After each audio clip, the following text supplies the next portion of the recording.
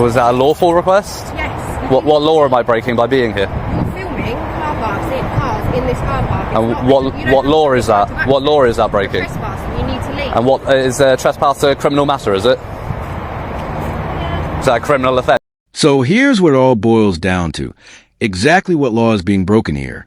In the UK, officers can't simply walk up, demand your details, or order you to move on just because they're uncomfortable. The law doesn't work on hunches. It works on legal authority. Civil trespass? Not a crime.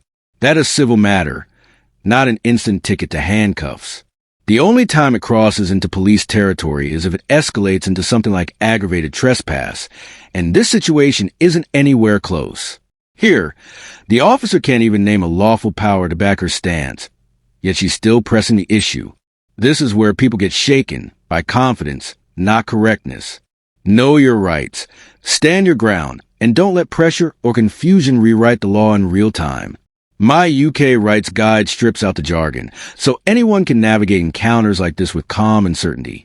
See, it's funny because when you think I'm doing something illegal, you come and accost me, but you were too busy to deal with these sorts of things 2 minutes ago when I reported an officer committing offences. I can't deal. If an officer has committed an offence, I can't deal with that. It's not on my level. It needs to go to a sergeant or higher up or our PSD. Well, so why don't you take the details, report it to a sergeant, but you're quite happy to come and accost me, but you can't deal with matters? In the reception.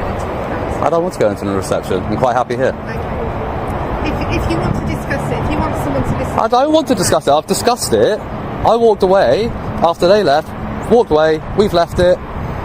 That's it. She's followed me and accosted me after we've had that discussion in a public area. This is a private car park. Right. Yeah, for vehicles. I walked through a footpath that had no signage, nothing, saying no public access. It says no public right-of-way on the road sign for vehicles. A right-of-way applies to roads, not to pedestrian footpaths. There is a pedestrian footpath, no obstructions, no signage. This is a public area. Whether it's private or public property, it's a public. The auditor's assessment here is spot on. No warning signs, no staff-only markers, no restricted area boards, not even a painted boundary line. In UK law, that setup allows the public to assume they're welcome to pass through. It's called the implied right of access. At the very worst, we're talking about civil trespass, a matter strictly between the property owner and the individual. That's a conversation for solicitors, not a police investigation. This distinction matters, because so often police presence makes people believe a crime has occurred when legally nothing of the sort has happened. Difference. What do you want to do? What do you want to gain? Be left alone. Okay. Who are you two? Sorry, you've come in and joined the conversation. Sorry. No problem. Police officers. And what's your name and badge number? 89. 89. Yeah. DC, PC, DS. 89. PC 89. And yourself? I'm DC 424. DC 424. And you're both based here? Yeah. But we're just saying, if you want, we can go over there, but we're just saying this is private property. This is a police car park. Okay. It's private property. So if you want to come back over there, by all means, we can go and try and sort out whatever your complaint is, but it's having it in our private property. Okay. We're not going to have that. So if you want to come over to the foyer, no problems at all. We can go and have a chat in there. But the foyer is private property as well. Yeah, but you can gain access. I can gain access to this. We've just been through that. We've just been through this. There's nothing for pedestrians. Why not? Because it's a secure, and it could be, you could pose a security. Well, it's not secure, is it? If I've just managed to walk in here, it's not secure, is it? All right. You say secure, but it's not. What's your purpose for being on this car park? Because our concern is... I'm making a video. It's a security breach that we're concerned about. So we're happy to talk to you, but while you're here, we've got concerns about security breaches. This is where the logic begins to wobble. The claim? The auditor is a potential security risk. But security under the law isn't a gut feeling. It's supported by tangible, provable facts. If the location was genuinely sensitive, there would be visible, physical barriers, lock gates, secure fencing, key card access. The reality? An open route where anyone can stroll in without challenge. That's a hole in the planning and execution of site security. Not an excuse to lean on a member of the public. The responsibility to secure the site lies with those in charge, not with civilians who legally walk into an open space. Do you have a warrant card or an ID card or something? You've given a colour number. I've told you my colour Thank number. you. Yeah, but your plane's closed, so I just want to see your warrant card as well. So I'm willing to listen to you. We're both willing to listen to you and hear what you have to say. But No, because you're just going to fob me off with the same stuff that the two PCs have. Private car park. Okay, so I'll give you a quick synopsis. Over here, please, because we're not. If a police, so you're a DC, so you're a ranking officer. No, we're all the same rank. You just said DC. Yeah. That's detective constable. Yeah. Is that not a higher rank than a police No, constable? Is it not? Okay, it's just a different area. In that case, then I don't want to talk. Then don't worry. I'll talk to a sergeant if you get me a sergeant. We've got a sign to say it's gated for a reason. Okay. So you see the no entry signs and that one. Like I said, private property, no public right of way. As we discussed, what right of way is not public access. A right of way is relevant to roads. That's what a right of way is. A public right of way is a public road that people can access with a vehicle. Yeah. As you can tell, I'm not in a vehicle. I'm not in a vehicle. If it's secure, right? So as you can see there. I'm not going through it all with you. Well, you're going to try and do the whole. Oh, I know this legislation. I know that. I'm not really that fussed. I've just asked you to leave politely. And I've declined. Yeah. Cool. I just don't really see the point in you being here. Like I don't know. I don't see the point in you being here either. But there we go. Right, this is my job.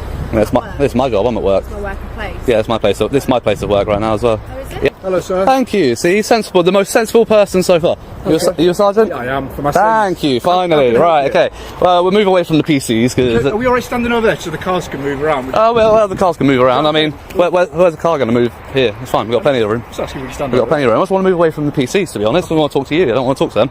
So if you can come with me and if you want to talk to me away from the others, that's fine. What I'm saying, sir, is there's operational police vehicles just moving here. That's fine. I'm quite conscious of the road. I've managed this many. Have a conversation with you, but can we just do it there? I've managed this many years. I'll tell you what. After we finish talking, you want to stand back here for a second. Can we just talk over there? I'll tell you what. I'm not trying to be difficult. We can talk on the path here. My name's Pete. What's your name? Pete. Yes. And your collar number, Pete? My name's DS1446 Pete McGill. DS1446. Yes.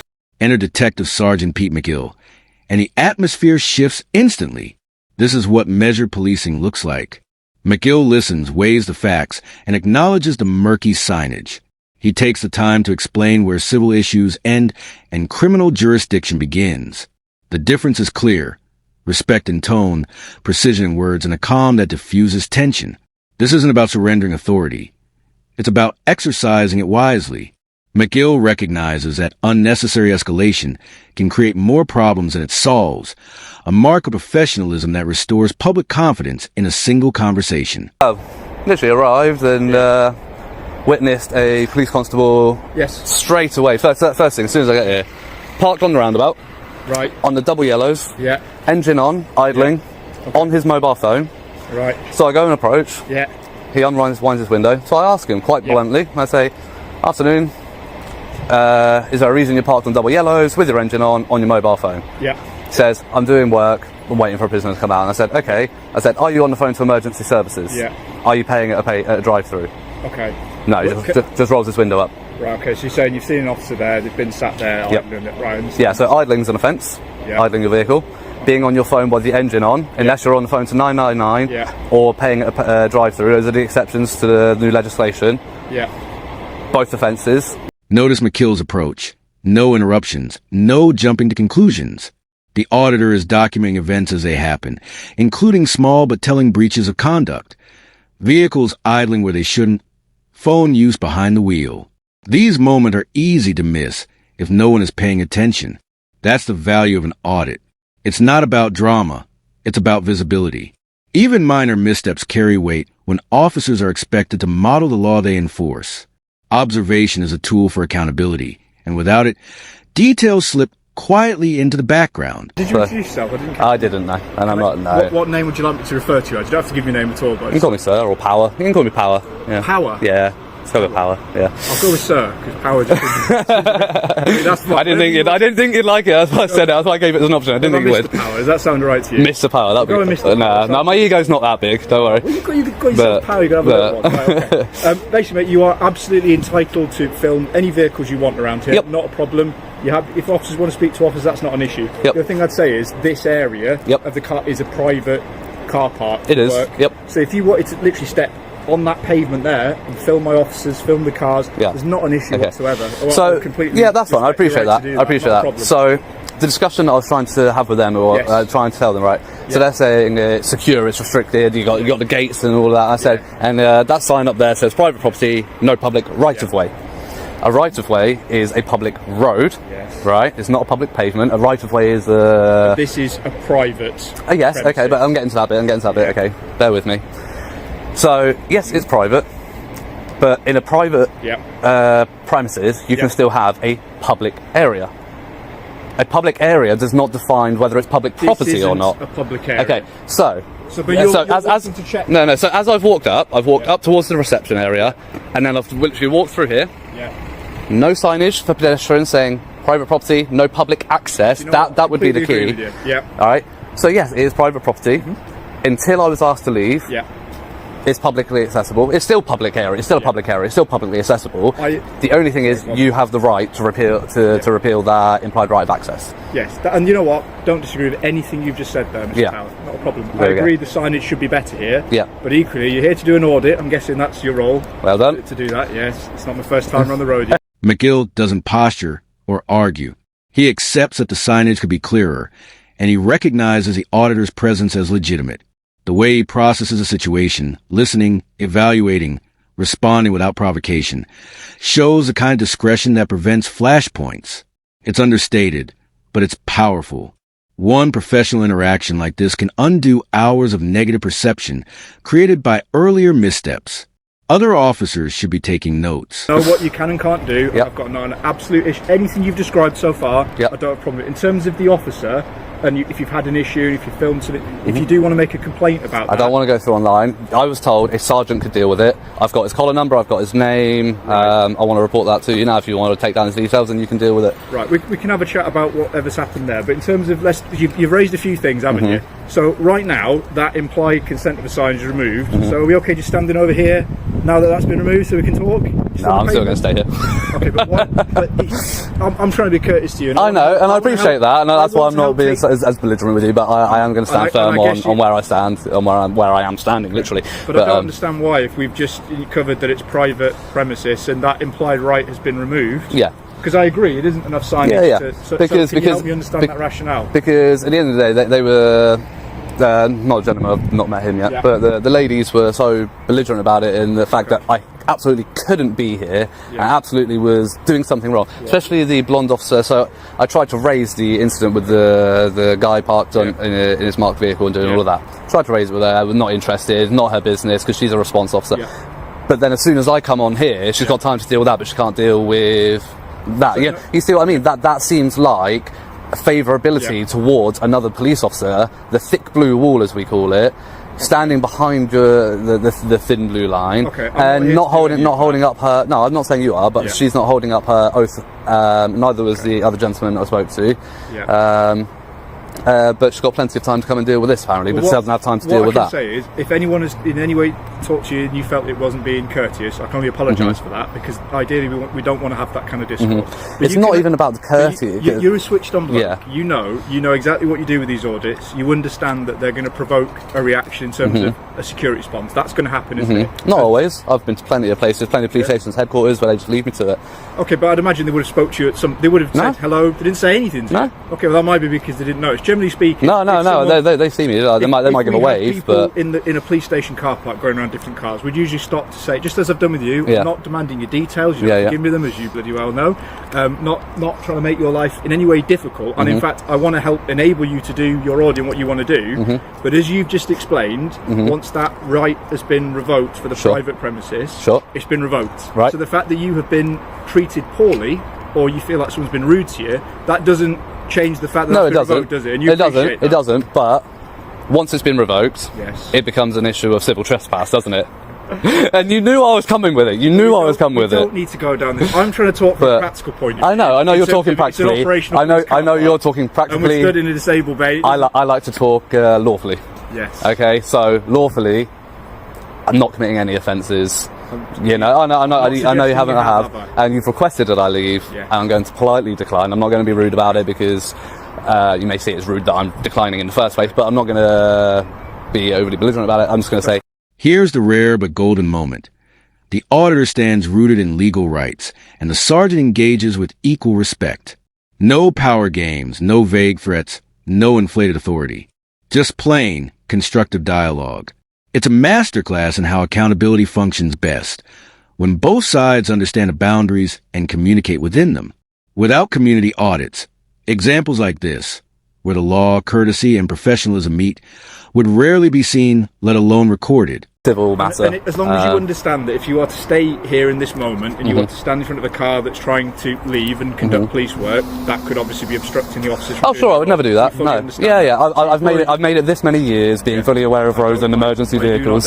You know, I've never been hit by a car yet. So how are we rating so far? How are we doing? We had a rough start by the sounds of it on your audit. Has it improved as we're going along? I'd say sorry, 2 seconds. Yeah. You've been better. Yeah, I must admit. Yeah, so well, it's a learning experience for me. We don't have this every day. No, it's good to see a sergeant leading by example. Yeah. Hopefully, the PCs and DCs do pick up on your example. I know you want a bit of a reaction. No. I'm not giving a reaction. I'm genuinely stating that I really hope that they pick up on how you've led by example here, and they take some lessons on how you've dealt with this and how you've been so professional, calm about it. You're going to make me blush. You can compliment me like this. No, because you have, and you asked my name, but you didn't push it, so that's fine. But other than that, that's just for politeness. I'm not demanding details. No, exactly. How would you like me to refer to you? Yeah, and that's absolutely fine. What today proved is simple but vital. Calm, competent policing has a tangible impact. It showed, too, why audits shouldn't be treated as nuisances, but as checks that protect both public and police. Small oversights, whether a missing sign or a moment of inattention, can snowball if nobody's watching. My Know Your Rights guide isn't just for auditors, and it's not just for confrontations. It's for anyone who values clarity over confusion and facts over assumptions. Knowledge and respect aren't rivals. They're partners. Stay informed, use it wisely, and you'll navigate these moments with confidence.